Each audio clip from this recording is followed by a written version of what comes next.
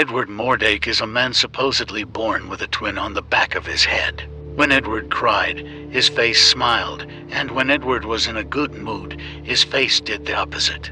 It was rumored that the twin whispered scary things to him when no one was around.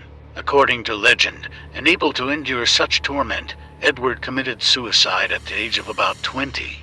Edward Mordrake, also known as Edward Mordrake, is an urban legend character who was the heir to the peerage of England in the 19th century, supposedly having an extra face behind his head that could not eat or speak, but was capable of laughing and crying.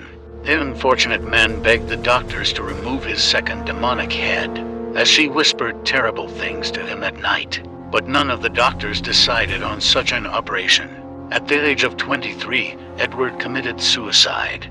His physical ailment is similar to that of Zuping and Pascal Pinon. Both Pinon and Mordrake are presented as two very special cases in the list of 10 people with extra limbs or fingers in the 1977 edition of the Book of Lists, which also contains lists of plausible cases of spontaneous combustion or UFO encounters.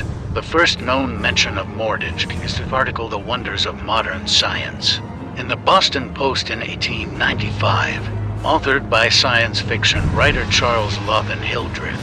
In it, he mentioned Mordijk among other people with physical deformities, whose descriptions Hildreth allegedly found in the old reports of a certain Royal Scientific Society. The existence of a society with this name has never been confirmed, and Hildreth's article is today regarded as nothing more than a fiction to attract readers.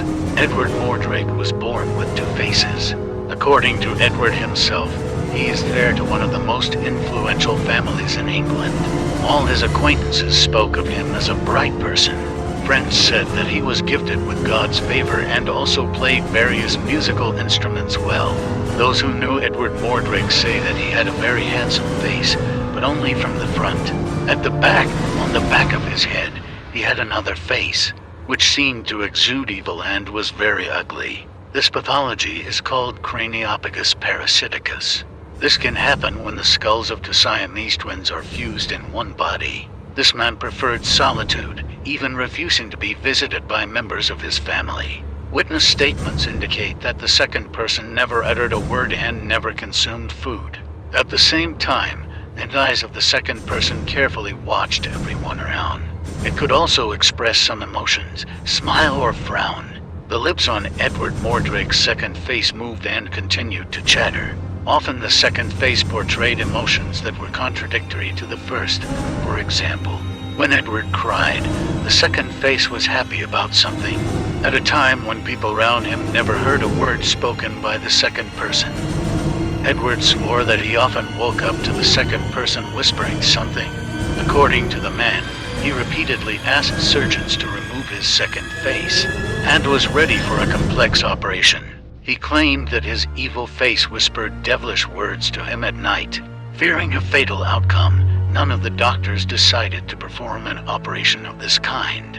At the age of 23, he committed suicide by shooting himself in the other person's face, and this despite the fact that he was under the watchful supervision of doctors all the time. After he died, relatives found a letter in which the deceased asked that his demonic face be removed before his funeral. He asked for this so that it would not continue its terrible whisper in my grave.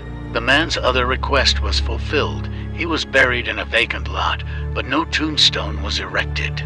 No one knows whether the doctors fulfilled his request to remove the second face.